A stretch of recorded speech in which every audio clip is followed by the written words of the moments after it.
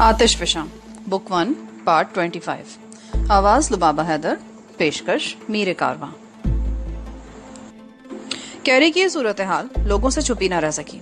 Carry के बारे में अजीबोगरीब अफवाहें फैलने लगी।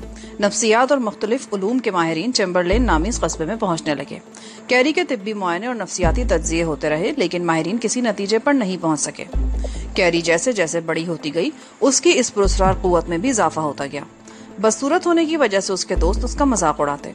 स्कूल में भी वो इस मजाक का निशाना बनती रहती, जिससे उसके दिल में दूसरों के लिए नफरत बढ़ती रही। 1979 में स्कूल की सालाना तकरीब थी।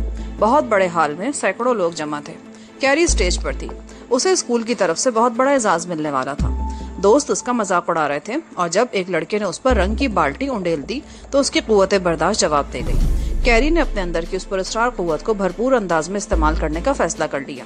उसके ख्याल में अब वक्त आ गया था कि कस्बे के लोगों से अपनी तौहीन का बदला लिया जाए। हॉल में लातादाद आराइशी बरक़ी कुमकुमे लगे हुए थे।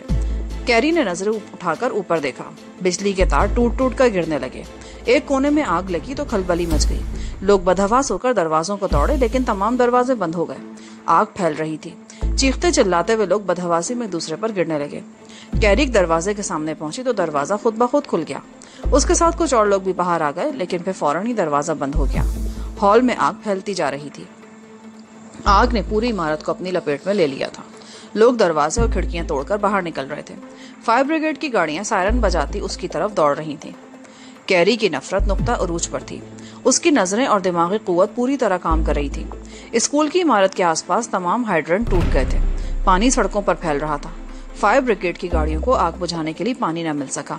आग दूसरी इमारतों तक भी फैल गई। पूरे कस्बे में बिजली के तार टूटकर गिर रहे थे। पानी की पाइपलाइनें फट गई थीं। आग और पानी। कस्बे की सड़कों पर पानी था और इमारतें आग की लपेट में थीं। क़यामत सुग़रा का मंजर था। चीखते चिल्लाते लोग पनाह की तलाश में इधर उधर दौड़ रहे थे। आसपास के कस्बों में फायर ब्रिगेड की गाड़ियां तलब कर ली गई थी, मगर आग फैलती चली गई। चैम्बरलेन का कस्बा राख का ढेर बन गया। 60 अफराद मौत का शिकार हुए थे और सैकड़ों जख्मी थे। कस्बे से कुछ दूर एक टीले पर कैरी की भी लाश मिली थी। उसकी मौत दिमाग की नसें फट जाने से वाक़ई हुई थी। जी की कुव्वत बड़ी खौफनाक है, पकोला कह रहा था। कैरी में कुव्वत खुद ब खुद उभर कर आई थी, लेकिन उसने इसे मनफी अंदाज में इस्तेमाल किया, जिसने कस्बे को राख का ढेर बना दिया। लेकिन अगर इस कुव्वत को मुस्बत अंदाज में इस्तेमाल किया जाए तो इससे बड़े बड़े काम लिए जा सकते हैं। मेरी तरबियत का सिलसिला जारी रहा। मैं सांस रोक कर बैठता तो बाज़ औक़ात यूं लगता जैसे फेफड़े फट जाएंगे। अब मैं 35-40 मिनट तक बिल्कुल सीधा बैठ सकता था। इस दौरान में मुझे ये इत्तला मिली कि शूफांग को वार्ड से निकाल दिया गया था। वो इस वार्ड का मोहतमिम था। यहाँ लाखों डॉलर के नजराने जमा होते थे और उन सब का हिसाब रखना उसकी जिम्मेदारी थी। वार्ड में रूनुमा होने वाले इन वाक़यात के बाद वार्ड का हिसाब भी चेक किया गया तो बड़ी बेकायदगियों का इंकशाफ हुआ, जिसकी बिना पर उसे निकाल दिया गया था। मजीद एक हफ्ता गुजर गया। थाई वांग अब पूरी तरह सेहतयाब हो चुकी थी। उसकी आंखों में पहले जैसी चमक और रुखसारों पर सुर्खी आ गई थी। उस रोज शाम के कुछ देर बाद हम बरामदे के सामने बैठे थे कि घाटी वाले रास्ते से 2 आदमी ऊपर आ गए। उनके हुलिये भी हमारे इन 2 आदमियों से मुख्तलिफ नहीं थे जो पहले से यहाँ मौजूद थे। उनमें से एक को मैंने पहचान लिया। वो रंगोटी था। उसे मैंने अरसा पहले महाराज के जिम्नेजियम में देखा था। महाराज ने हमें हुक्म दिया है कि तुम लोगों को फौरी तौर पर यहाँ से हटाकर दोबारा बैंकॉक में पहुंचा दिया जाए। रंगोटी ने मुझे वो करते हुए कहा, आज सुबह मेरी महाराज से बात हुई थी। उन्होंने तो ऐसा कोई प्रोग्राम नहीं बताया था। मैंने उलझी हुई निगाहों से उसकी तरफ देखा। ये प्रोग्राम अचानक ही बना है, रंगोटी ने जवाब दिया। दरअसल टाइगर को तुम्हारे इस ठिकाने का पता चल गया है। वो आज रात किसी वक्त यहाँ हमला कर सकता है, इसलिए तुम लोगों को यहाँ से हटाना बहुत जरूरी हो गया है। अगर तुम्हें मुझ पर कोई शुबा हो तो तुम फोन पर महाराज से तस्दीक कर सकते हो। मैं चंद लम्हे उलझी हुई नजरों से उसकी तरफ देखता रहा, फिर उस कमरे में आ गया जहां फोन रखा था। मैंने रिसीवर उठाकर नंबर मिलाना चाहा तो पता चला कि फोन डेड है। मैंने 2-3 मरतबा क्रेडल टैप किया, लेकिन लाइन में जान पैदा नहीं हुई। मैं रिसीवर रखकर बाहर आ गया और तकरीबन आधे घंटे बाद हम रंगोटी के साथ उस तंग से चट्टानी रास्ते पर उतर रहे थे। वो नीले रंग की बंद वैन थी जिसके शीशों पर स्याह शीट्स लगी हुई थी। वैन के अंदर से हम तो बाहर देख सकते थे, लेकिन बाहर से हमें अंदर नहीं देखा जा सकता था। ड्राइविंग सीट पर एक और आदमी बैठा था। रंगोटी का साथी ड्राइविंग सीट पर बैठ गया और रंगोटी पिछले हिस्से में। वैन चांदबोरी शहर से होती हुई हाईवे पर आ गई और फिर हाईवे 3 पर मुड़कर तेज रफ्तारी से बैंकॉक की तरफ दौड़ने लगी। तकरीबन 2 घंटे बाद हम बैंकॉक शहर में दाखिल हो चुके थे। वैन विक्ट्री मोनूमेंट के करीब से होती हुई रोथन रोड की तरफ मुड़ गई और कुछ ही देर बाद सोएरिवन पर घूमकर एक कॉटेज के सामने रुक गई। हॉर्न बजाने पर गेट खुल गया और वैन अंदर आकर पोर्च में रुक गई। वैन से उतरते हुए मुझे कुछ अजीब सा एहसास हो रहा था। रंगोटी के दोनों साथी बाहर ही रुक गए थे, जबकि रंगोटी हमें लेकर एक कमरे में आ गया। ये वसी और इस कमरा कीमती फर्नीचर से आरास्ता था। फर्श पे दबीज कालीन बिछा हुआ था। एक दीवार पर बड़े से फ्रेम में नीम उरिया औरत की तस्वीर आवेजा थी। तस्वीर को देखकर मेरे दिमाग को झटका सा लगा और जिस्म में चिंटियां सी रेंगती हुई महसूस होने लगी। महाराज का ताल्लुक किसी ऐसी जगह से नहीं हो सकता था जहां इस तरह का पुरआसाइश और कीमती फर्नीचर हो और किसी औरत की उरिया तस्वीर लगी हो जिसे देखते ही पसीना आने लगे। तुम लोग आराम से बैठो, रंगोटी ने बारी बारी हम तीनों की तरफ देखते हुए कहा। मास्टर होचन यहाँ मौजूद है, मैं उसे बुलाकर लाता हूँ। रंगोटी कमरे से निकल गया। मैं नर्स शीनू और थाईवांग की तरफ देखने लगा। शीनू को तो शायद अंदाजा नहीं था, लेकिन थाईवांग की आंखों में उलझन के तासुरात नुमाया थे। शायद वो भी वही कुछ सोच रही थी जो मेरे जहन में था। तकरीबन 10 मिनट बाद राहदारी में कदमों की चाप सुनाई दी। दरवाजा खुला और 3 आदमी अंदर दाखिल हो गए। एक रंगोटी था, दूसरा उसका वही साथी जो हमारे साथ आया था, और तीसरे को देखकर मैं उछल कर खड़ा हो गया। वो खानका का माजूल मोहतमिम शोफांग था। मेरे खदशात दुरुस्त साबित हुए थे। हमारे साथ धोखा हुआ था, बल्कि मैं धोखा खा गया था। रंगोटी को कुछ अरसा पहले मैंने महाराज के जिम्नेजियम में देखा था और पहाड़ी वाले मकान पर उसे देखकर यही समझा था कि वो अब भी महाराज के कैंप में है। लेकिन ये भूल गया था कि यहाँ वफादारियां तब्दील होते देर नहीं लगती। पैसे के लिए ये लोग अपने आप को बेच देते हैं। शोफांग ने बड़ी होशियारी का सबूत दिया था। उसने एक ऐसे आदमी को भेजा जिस पर शुबा ना किया जा सके, और उससे पहले टेलीफोन की लाइन कहीं से काट दी गई थी। रंगोटी ने बड़े एतमाद से कहा था कि टेलीफोन पर महाराज से तस्दीक की जा सकती है, क्योंकि वो जानता था कि टेलीफोन पर राब्ता नहीं हो सकेगा।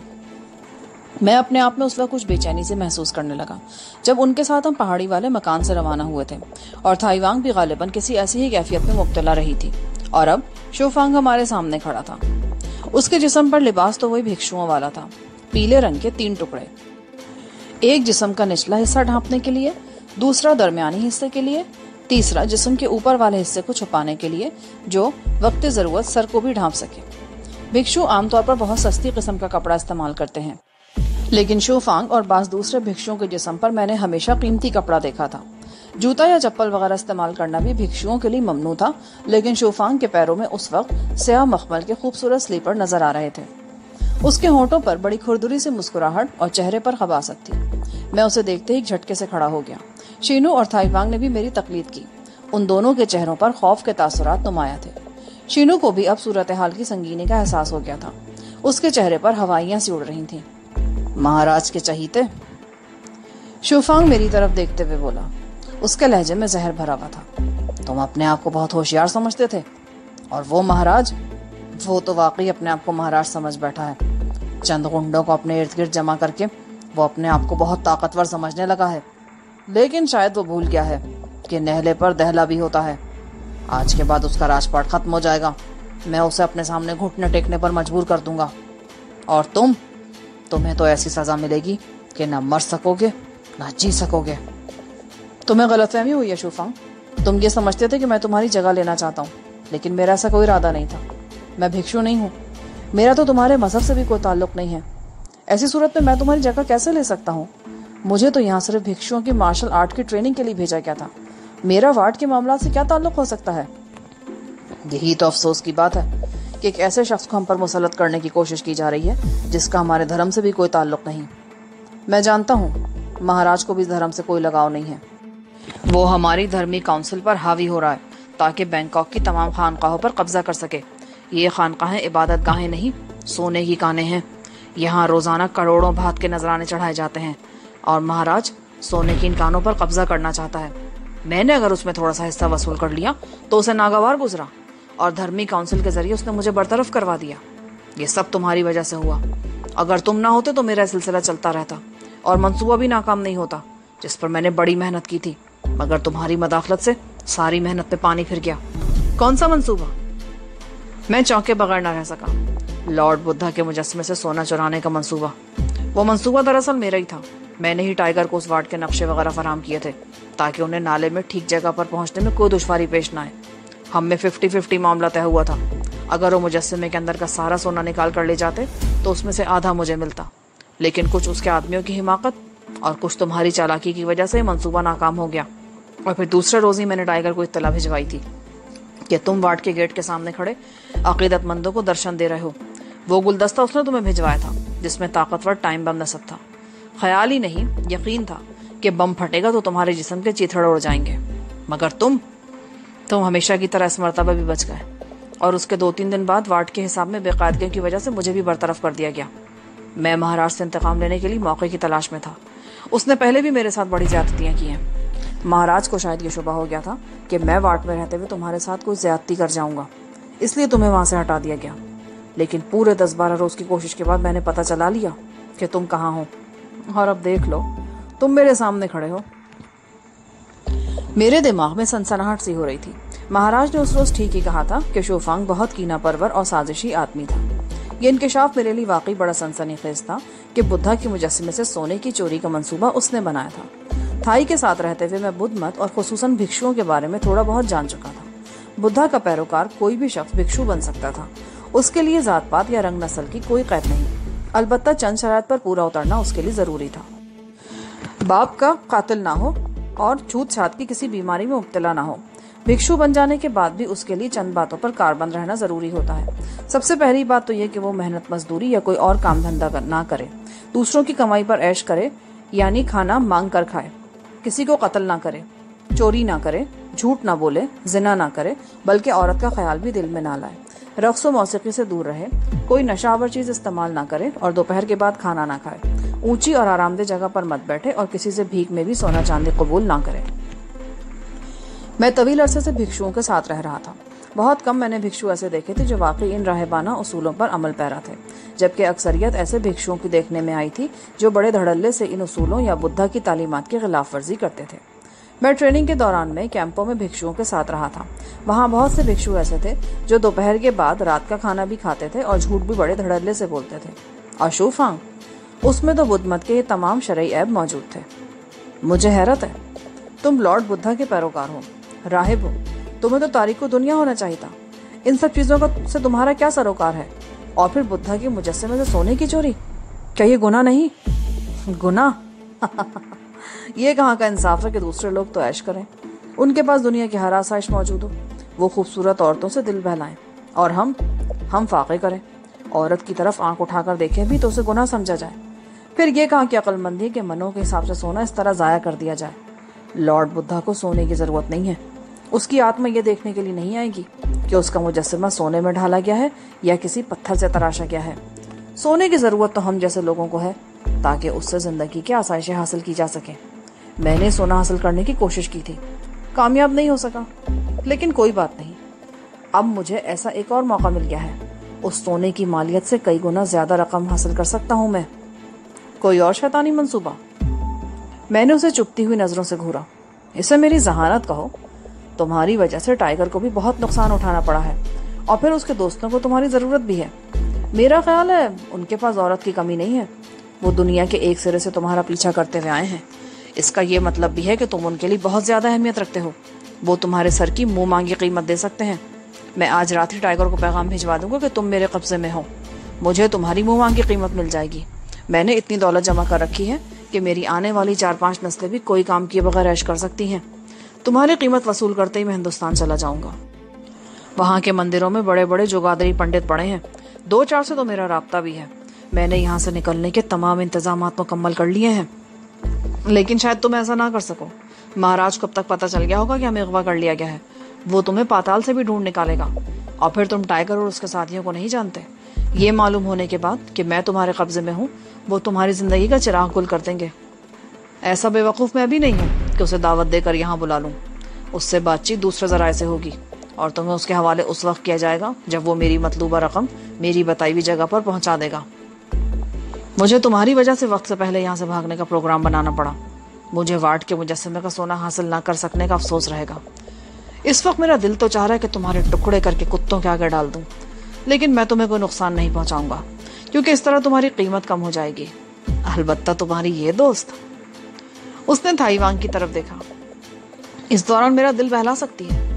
इसको देखकर ना जाने क्यों मेरे दिल में गुदगुदी सी होने लगती है। सिर्फ मैं ही नहीं, इस वार्ड के चंद और भिक्षुओं की नीयत भी डानोडोल हो रही थी। اگر یہ ساری گڑبڑ نہ ہوتی تو ہم لوگ کسی رات وارڈ کے تہہ خانے میں اس کی دعوت اڑاتے، لیکن آج کی رات یہ صرف میرا دل بہلائے گی۔ تھائی وانگ کا چہرہ دھواں ہو گیا۔ وہ مجھ سے 3-4 قدم کے فاصلے پر کھڑی تھی۔ ہمارے درمیان شیشے کے ٹاپ والی ایک کافی ٹیبل حائل تھی۔ شو فانگ 90 تلے قدم اٹھاتا ہوا تھائی وانگ کے سامنے پہنچ گیا۔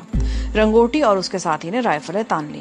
شو فانگ کی نظریں تھائی وانگ کے چہرے پر مرکوز تھیں، اور پھر اس نے اچانک ہی ہاتھ بڑھا کر تھائی وانگ کے گریبان کو زوردار جھٹکا دیا۔ قمیض کے سارے بٹن ٹوٹ گئے اور وہ سامنے سے برہنہ ہو گئی۔ تم شیطان، اپنے مقصد میں کامیاب نہیں ہو سکو گے، تھائی وانگ چیخی۔ اس کے ساتھ ہی اس نے شو فانگ کے منہ پر تھوک دیا۔ شو فانگ نے اچانک اس کے منہ پر تھپڑ جڑ دیا۔ تھپڑ اس قدر زوردار تھا کہ تھائی چکرا کر پشت کے بل صوفے پر گر گئی۔ شو فانگ کی آنکھیں سرخ ہو گئیں، چہرے پر درندگی سی آ گئی۔ وہ کپڑے کے پلو سے اپنے چہرے پر سے تھوک صاف کرنے لگا۔ میری زندگی میں بہت سی لڑکیاں آئی ہیں، اپنے آپ کو سپرد کر دینے والی بھی اور تم جیسی خودسر بھی، لیکن کسی میں اتنی جرأت نہیں ہوئی کہ میرے منہ پر تھوک سکے۔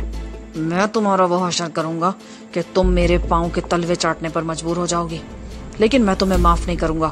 کومو، اس نے آخری لفظ رنگوٹی کے ساتھی کی طرف دیکھتے ہوئے کہا، رادھو کو بلاؤ اور اسے تہہ خانے والے کمرے میں پہنچاؤ۔ کومو جس آدمی کا نام تھا، اس نے آواز دے کر رادھو نامی اس آدمی کو بھی بلا لیا جس نے گیٹ کھولا تھا۔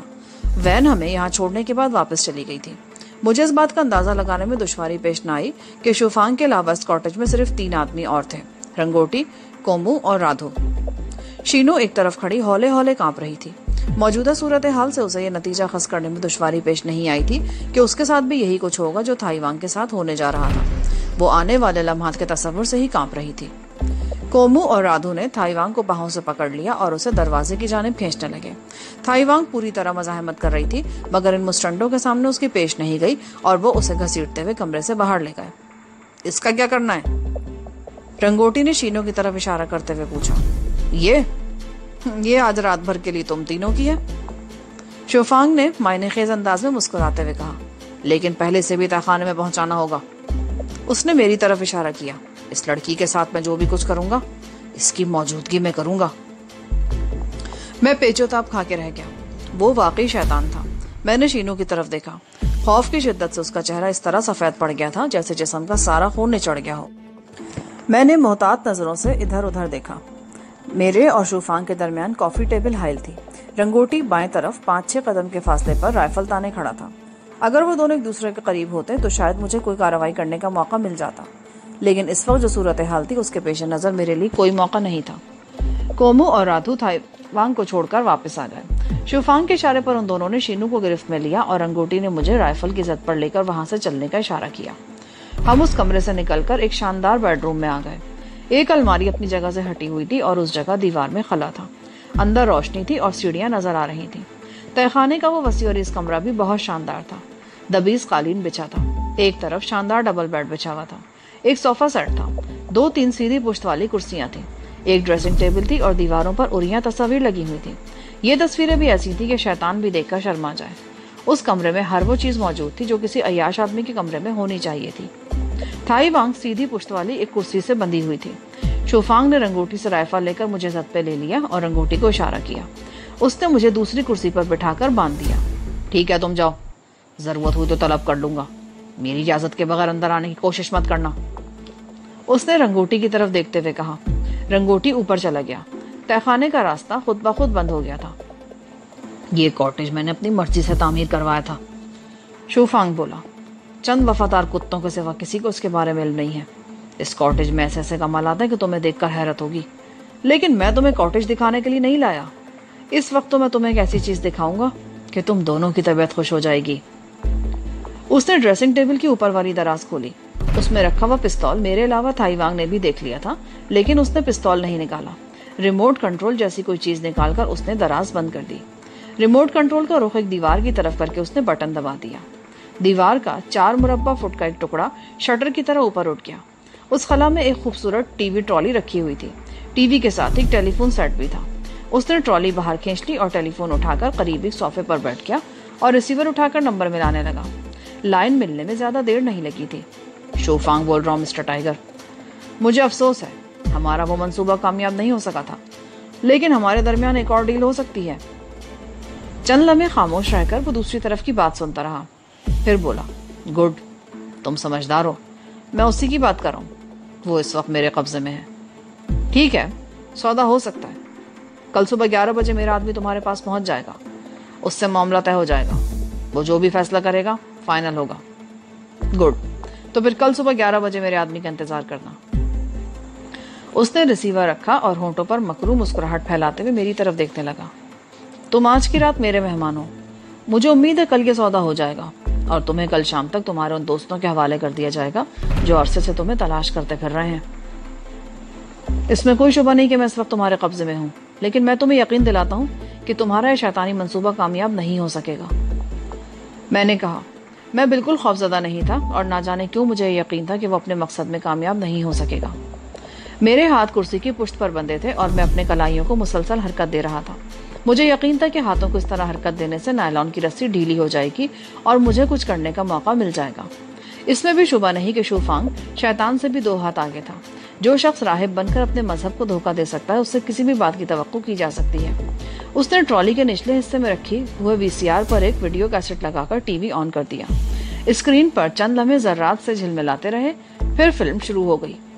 جذبات کو بھڑکانے والی نہایت شرمناک فلم تھی. وہ مرد اور عورت شیطانی کھیل کھیل رہے تھے. میں نے ایک لمحے کو آنکھیں بند کر لی.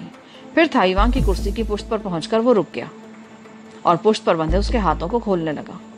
وہ تھائی وانگ کو باہوں کے شکنجے میں جکڑ کر آگے لے آیا اور دھکا دے کر بیڈ پر گرا دیا. تھائی وانگ نے مزاحمت کی کوشش کی تو شو فانگ نے اسے گرفت میں لے لیا. شو فانگ اس سے کہیں زیادہ طاقتور تھا مگر تھائی وانگ مزاحمت کرتی رہی. اس مزاحمت میں اس کی قمیض پھٹ کر جسم سے الگ ہو گئی. وہ اوپر سے بالکل برہنہ ہو گئی تھی. میں اپنے ہاتھوں کو مسلسل حرکت دے رہا تھا لیکن رسی کی گرہیں کسی طرح ڈھیلی ہونے کا نام نہیں لے رہی تھیں. رسی کی رگڑ سے میری کلائیوں میں تکلیف ہونے لگی لیکن میں نے اپنی کوشش جاری رکھی. میرا جسم پسینے میں تر ہو رہا تھا. تھائی وانگ شو فانگ کے بوجھ تلے دبی ہوئی تھی. اس نے اچانک ہی شو فانگ کی ٹانگوں کے بیچ میں ضرب لگائی. شو فانگ بلبلاتا ہوا بیڈ پر الٹ گیا. تھائی وانگ اسے دھکیلتے ہوئے اٹھنے کی کوشش کرنے لگی. جیسے ہی وہ بیڈ سے اتری شو فانگ نے اسے لپک کر پکڑ لیا. میرے ہاتھ اگرچہ کرسی کی پشت پر بندھے تھے مگر پیر آزاد تھے اور یہ رنگوٹی کی بہت بڑی غلطی تھی کہ اس نے میرے پیر کرسی کے پایوں کے ساتھ نہیں باندھے اور اب میں نے اس کی غلطی سے فائدہ اٹھانے کا فیصلہ کر لیا. میں اس طرح اٹھ کر کھڑا ہو گیا کہ میری کمر دوہری ہو گئی. میں قریب پہنچا تو شو فانگ مجھے دیکھ کر میری طرف لپکا. میں تیزی سے گھوما. کرسی کا پایا اس کے گھٹنے کی ہڈی پہ لگا. وہ بلبلا اٹھا. میں نے اسے سنبھلنے کا موقع دیے بغیر ایک اور وار کیا. اس مرتبہ کرسی کا پایا اس کے دائیں بازو کی کوہنی پر لگا. انسانی جسم کے یہ 2 ایسے پریشر پوائنٹس تھے کہ ان پر لگنے والی معمولی سی چوٹ بھی تڑپا دیتی ہے. اس پر مستزاد یہ کہ تھائی وانگ نے گھٹنے کی ایک اور ضرب اس کی تھوڑی پہ لگا دی. اس کے ساتھ ہی وہ ڈریسنگ ٹیبل کی طرف لپکی. شو فانگ کو صورتحال کی سنگینی کا اندازہ ہو گیا تھا. وہ اپنی تکلیف بھول کر تھائی کی طرف لپکا لیکن میں اس کے راستے میں آ گیا. میرے ہاتھ کرسی کی پشت پر بندھے تھے اور کرسی میری پشت پر تھی جس سے میری کمر دوہری ہو رہی تھی لیکن میری ٹریننگ میرے کام آ رہی تھی. کمر دوہری ہونے کے باوجود مجھے تکلیف کا احساس نہیں ہو رہا تھا. میں ایک بار پھر پوری قوت سے گھوم گیا. اس مرتبہ کرسی کا پایا اس زور سے اس کے کولے پر لگا کہ پایا بھی ٹوٹ گیا. شو فانگ بلبلاتا ہوا منہ کے بل گرا. وہ اٹھنے کی کوشش کر رہا تھا مگر تھائی وانگ کو اس مرتبہ ڈریسنگ ٹیبل تک پہنچنے کا موقع مل گیا. اس نے بڑی عجلت میں دراز کھول کر پستول نکال لیا. اس کے ساتھ ہی اس نے دراز میں رکھا ہوا خنجر بھی اٹھا لیا. شو فانگ اٹھنے کی کوشش کر رہا تھا. تھائی وانگ نے اس کے منہ پر زوردار ٹھوکر ماری. وہ پیچھے الٹ گیا. تھائی وانگ اچھل کر میری پشت پر پہنچ گئی اور میری بندشیں کاٹنے لگی. 2 دھاری خنجر خاصا آبدار تھا. ایک ہی جھٹکے میں رسیاں کٹ گئیں. میں نے رسیوں اور کرسی کو اپنے جسم سے علیحدہ کیا اور کلائیاں مسلنے لگا. تھائی وانگ نے پستول میرے ہاتھ میں تھما دیا. شو فانگ اٹھنے کی کوشش کر رہا تھا مگر خنجر بکف تھائی وانگ کو اپنی طرف بڑھتا دیکھ کر اس کی آنکھوں میں دہشت سی ابھر آئی اور وہ قالین پر گھسٹتا ہوا آہستہ آہستہ پیچھے ہٹنے لگا. بس ہو گیا شوق پورا؟ ابھی تو کھیل شروع بھی نہیں ہوا تھا تمہارا. دیکھو کتنا خوبصورت جسم ہے میرا. مجھے دیکھ کر تو تمہارے دل میں گدگدی ہونے لگتی ہے نا. تو اب پیچھے کیوں ہٹ رہے ہو؟ آؤ کھیلو نا میرے جسم سے. ڈر کیوں رہے ہو؟ آؤ نا میرے عاشق, پیچھے مت ہٹو, اپنی حسرتیں پوری کر لو. میں تمہارے سامنے ہوں. شو فانگ کی آنکھیں خوف اور دہشت سے پھٹی پڑ رہی تھی اور پھر وہ اچانک ہی چیخ چیخ کر رنگوٹی اور کومو وغیرہ کو پکارنے لگا. تھائی وانگ نے ٹی وی کا والیوم فل کھول دیا تاکہ اس کے چیخنے کی آواز تہہ خانے سے باہر نہ جا سکے. میں تھائی وانگ کے چہرے کو دیکھ رہا تھا. وہ جنونی کیفیت میں مبتلا ہو رہی تھی. وہ جو کچھ کرنے جا رہی تھی میں اسے روک نہیں سکتا تھا. شو فانگ نے جیسے ہی اٹھنے کی کوشش کی تھائی وانگ چیل کی طرح اس پر جھپٹی. 2 دھاری خنجر شو فانگ کے پیٹ میں پیوست ہو گیا. وہ ذبح ہوتے بکرے کی طرح بلبلا اٹھا۔ تھائی وانگ نے خنجر کھینچا تو پیٹ سے خون کی دھار بھی بہہ نکلی۔ میں تمہیں جان سے نہیں ماروں گی، لیکن تمہیں اس قابل نہیں چھوڑوں گی کہ اپنے آپ کو تم زندوں میں شمار کر سکو۔ وہ جنونی انداز میں اس کے بازوؤں اور ٹانگوں پر پے در پے خنجر کے وار کرتی رہی۔ شوفانگ کے جسم سے خون کی دھاریں بہتی رہیں اور وہ چیختا رہا۔ پھر تھائی وانگ نے جب اس کے جسم کے نچلے حصے پر بندھا ہوا کپڑا کھینچ کر الگ کیا تو میری سمجھ میں نہیں آیا کہ وہ کرنا کیا چاہتی ہے، لیکن دوسرے ہی لمحے میں کانپ اٹھا۔ تھائی وانگ نے خنجر کے ایک ہی وار سے اس کی مردانگی جڑ سے اکھاڑ پھینکی تھی۔ ان زخموں سے تم مرو گے نہیں، ڈاکٹر تمہیں بچا لیں گے، تم زندہ رہو گے اور زندگی کے آخری لمحے تک یہ یاد رکھو گے کہ تمہارا یہ حال اس کمزور اور بے بس عورت نے کیا جسے تم پامال کرنا چاہتے تھے۔ میں چاہوں تو ایک ہی وار میں تمہاری شہرک کاٹ کر تمہیں موت کے گھاٹ اتار سکتی ہوں، لیکن میرے خیال میں موت سزا نہیں، نجات کا باعث بنتی ہے۔ سزا تو وہ ہے جسے زندگی کے آخری سانس تک یاد رکھا جائے۔ تو جب تک زندہ رہے گا اس سزا کو یاد رکھے گا۔ شوفانگ جاندار آدمی تھا، اتنے زخم کھانے کے باوجود وہ بے ہوش نہیں ہوا۔ تھائی وانگ نے ایک بار پھر اس کے منہ پر تھوکا اور مڑ کر مجھے اشارہ کیا۔ ہم دونوں بہت محتاط انداز میں تہخانے سے باہر آ گئے۔ تھائی وانگ جسم کے بالائی حصے سے برہنہ تھی، لیکن شاید اسے اپنی برہنگی کا احساس نہیں تھا، اس پر اب بھی جنون ستاری تھا۔ ہم محتاط انداز میں دبے قدموں آگے بڑھتے رہے۔ ایک کمرے سے دبی دبی چیخوں کی آواز سنائی دے رہی تھی۔